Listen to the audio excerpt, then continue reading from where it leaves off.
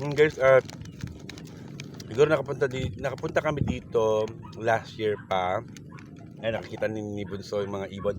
So, na-miss namin yung tag-ani, hindi namin nakita. Ngayon, nagtatanim na ulit para for next season. Yan, ang daming ibon. No, anak, nakita mo? Ang kulit. Dahil wala naman kami ibang mapasalan. Kundi sa mahiwagang palayan. Nagulat naman ako sa ibon. Sakit, daddy, yung chinelas mo. Bakit ba? If you like, ito upuan mo si baby. Ayun. Dito ka mo po. Gusto mo? What? Okay. Masakit na yung Puwet. pet niya. Ay! Sumabot. Ayan.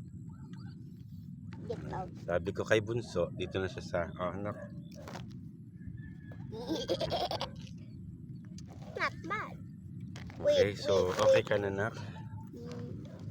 Yep, that's... Up. So, ayan. Nandito kami ni Bunso. Napaka... Ang layo niyo. Paano siya babalik? Sino punta tayo doon, Nyok? Punta tayo doon. Sa Pilapil. Layo naman.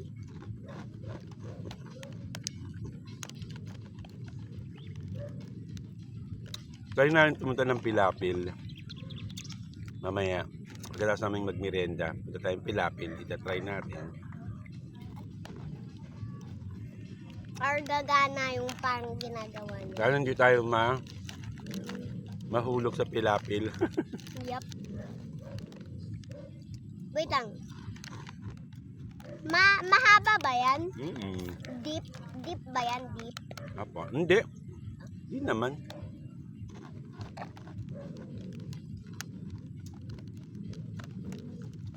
Gusto tayo nakan.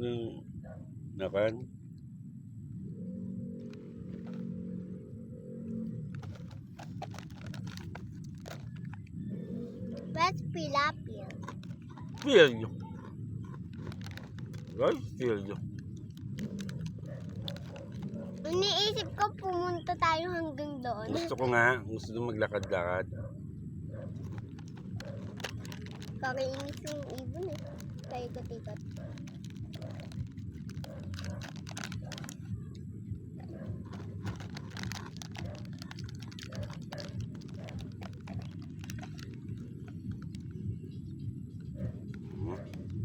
Natatakot ako malaglag.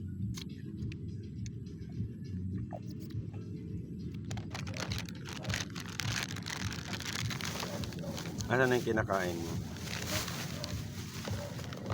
Ubus na yung juice ko. Okay, maglalakad naman tayo na para dito naman tayo mapunta sa iba. Gusto mo ba? What?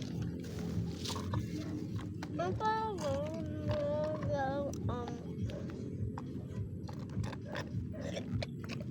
Lagi help.